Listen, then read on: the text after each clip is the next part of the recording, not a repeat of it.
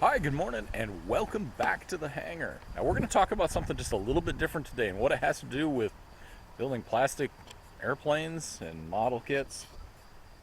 Yeah, nothing. It has nothing to do with it. But I have a classic car that I was recently having a problem with, and I figured, well, shoot, maybe somebody out there who builds plastic models like me also owns a classic car and might have a goofy problem with it. Well, let me explain to you the problem I ran into with mine. First of all, let me introduce you to Crisis. This is my 68 Galaxie.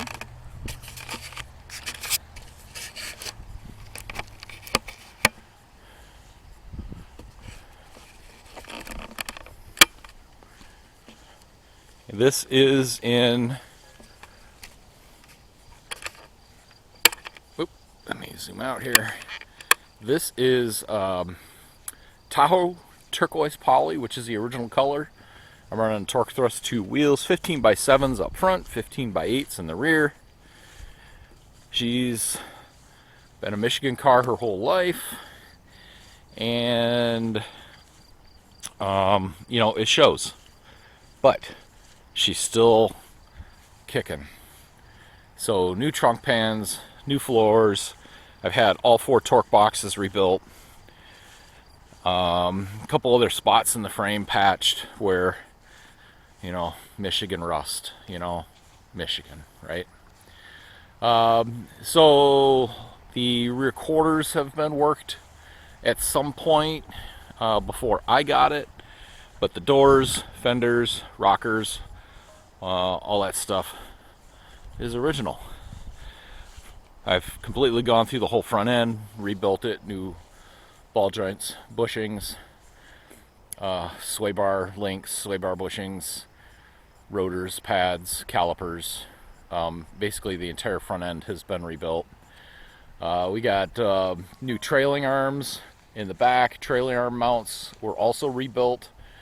And got some air shocks in the back to lift it just a little bit. I jammed as big a tire under the back as I could, and when I hit some big bumps, when you go over something that would really make the rear end bounce, it would I'd get a little bit of tire rub on that passenger side. But air shocks fixed that up for me. So 68 Galaxie, you don't see these things everywhere, and that's what I like about it. It's not a Camaro, it's not a Chevelle, it's not a Firebird, it's not a Mustang, it's not the typical muscle car that everyone wants to own. It's something a little different and a little more unique. And in this color, woof, she grabs a lot of attention. I gotta tell you, this car is far from perfect. I mean, they wouldn't even let this car in the parking lot at Pebble Beach. It's fine to take the local shows. It'll never win awards. But it's my baby, and I love this car. It is so much fun to drive. Okay, so back to where the problem was that I had. She runs great. She's got a 390 FE engine. I get the hood to open here. A little hard one-handed, sorry. So we get the 390 FE, and I've replaced the intake. She's got an aluminum intake with an AVS2, Edelbrock AVS2 carb. Wow, she just hums. She just hums. So good. And we got an aluminum radiator, 4-row. Keeps her nice and cool. No issues there. However, here's the issue that I was having. I had a really, really bad miss. And I could not figure out where this was coming from. So I checked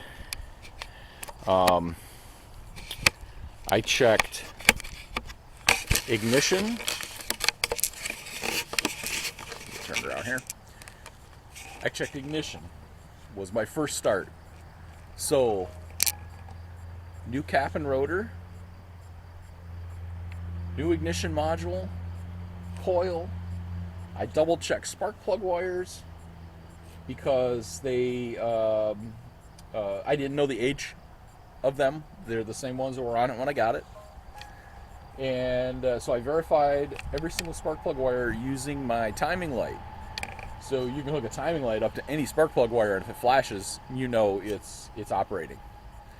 So the spark plug wire is all tested out fine. I pulled every single spark plug. I checked gaps just to be certain, and nothing seemed to, on the ignition side, nothing seemed to point to why it was missing, and which was getting a little confusing. So then I decided, okay, well let's look at fuel. So I took apart the carburetor, which is relatively new, but you never know when you get some trash in them. And so I pulled apart the carburetor, I cleaned it out, I made sure I didn't have any debris in there that could be possibly blocking up a passage that would potentially cause a lean miss. And yeah, I didn't have any problems there either. Fuel filter was fine. Ignition seemed to be appearing to be just fine. So now I'm on to, do I have a vacuum leak somewhere? Initially, when I replaced that intake manifold, the old cast iron one had multiple vacuum leaks.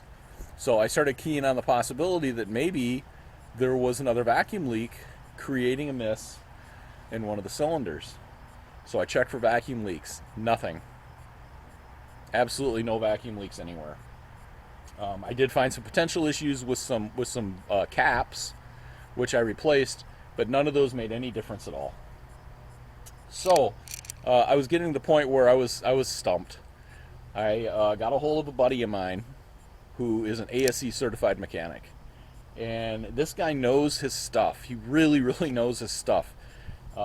Smartest guy I know when it comes to cars. And I was talking to him. I was telling him everything that I had done on this engine, and he starts thinking, okay, so it'll run. I would go down the road, it would miss, it would run horribly, and then it would start to clear up, and it would be fine. And I could park it, come back out, start it up, run like crap, drive down the road, and it would start being fine again. And so I found this a little bit confusing, right? So he suggested, and this made perfect sense, I was getting coolant in one of the cylinders from one of the passages on that intake.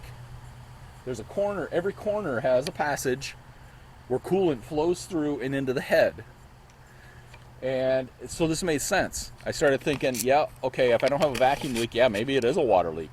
And what was happening was it was steaming down that cylinder, so it couldn't fire. There was too much moisture in there, and it just couldn't operate right. And then it would dry out, and it would start firing okay. I'd park it for a little while, drip, drip, drip. You get some more moisture in there, and boom, it would, as soon as I started again, it would steam up, and it couldn't fire right. And so, based on that, we decided, let's get an endoscope, and let's look in the cylinders and see, one, do I have a possible lifter issue? Am I wiping a cam lobe? Are the valves opening?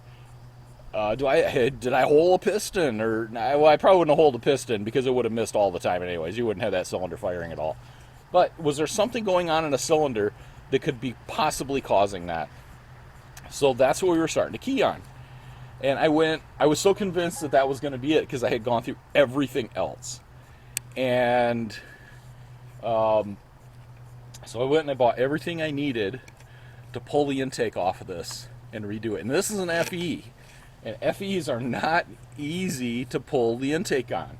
You have to remove valve covers, and you have to remove push rods and the rocker arm shafts and the rocker arms, and before you can even get to pulling out the bolts, or pulling off the intake, sorry, because FE motors, half of the intake is part of the head. You can see here, see this line here, this is the intake, this is the head, but the push rods go through here. They actually pass through this intake. So before you can pull that, you have to remove all that stuff. And it's not the easiest job. It's not really difficult. It's just very time consuming because you got to pull everything off the top of this engine. And I really didn't want to have to do that, but I prepared for it. I had it all. I pulled out I got the endoscope to verify all this. I pulled out all the spark plugs and I scoped all the cylinders. And lo and behold, guess what? They all looked fine. The valves looked like they were seating. The tops of pistons looked fine. Everything was really clean because I had run some Berrimans through it. Berrimans basically steam cleans the inside of the cylinders to remove carbon deposits and whatnot, and clean everything up. Cleans your valves, make sure they're sealing okay, and everything looked really good. So, scoping the cylinders. Well, okay, I don't think I have a problem with a leak.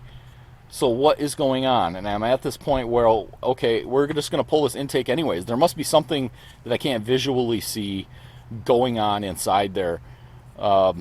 And so I was putting the spark plugs back in to protect the cylinders because I was going to do all this work. I didn't want any trash getting down in the spark plug holes. And I got all the plugs in. I got over here to number 1, and I was putting number 1 together. And here's number 1 plug. Now, mind you, I had this in and out and in and out and in and out like 3 times, messing with things, checking the gap, doing the endoscope, looking inside the cylinders. You know it. I had this plug in and out 3 times. And I gapped it, I handled it just like I would any other spark plug, and I went to put it back in this time, and I pulled the socket off, and guess what? It came apart into 2 pieces. It's broken down inside the base. Now, I have never had a spark plug break like this, and it was still held together tight enough where it made it feel perfectly normal in the hand, and it would still spark once in a while, and it would still operate. And I'm thinking that what was going on is it would get hot and it would expand, and we would get a better connection, which is why it would then start to run okay.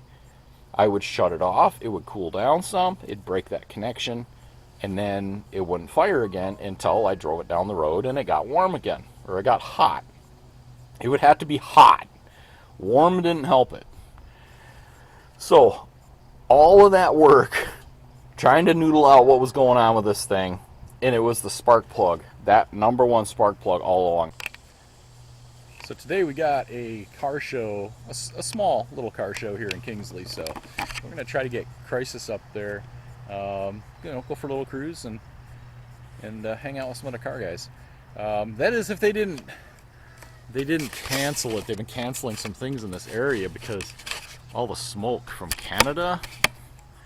I don't know if it picks it up. This camera picks it up, but we've been getting a lot of smoke down here and ash. Probably can't see it, but there's a light coat of ash all over this Honda I've got sitting here. Yeah, it's just everywhere, and I can't imagine what those guys are dealing with. We're dealing with enough down here. The house smells like smoke. Everything smells like smoke, and it's tough down here. But you know what? We're not dealing with what they're dealing with. We're not driving trains through raging, blazing forest fires. So to our Canadian friends up north, I hope things get better for you up there, because yeah, it's not a good situation. I've never seen it that bad here before, and of course it's set to move back in, but again, if it's that bad here, what's it like up there for them? Not a pretty situation. So until next time, peace and love and good luck to our neighbors up north. And this time, let's say keep your fingers out of the glue. No? How about keep your fingers out of the grease? Seems more appropriate this time around. So like and subscribe, please. Tell your friends, and make some comments down below. If you got any ideas, or if you're having a problem with the car, we're all here. car community is pretty cool. So if you got any questions or having problems, maybe I can help you out. Maybe not, but I'm always here. So until next time, stay safe.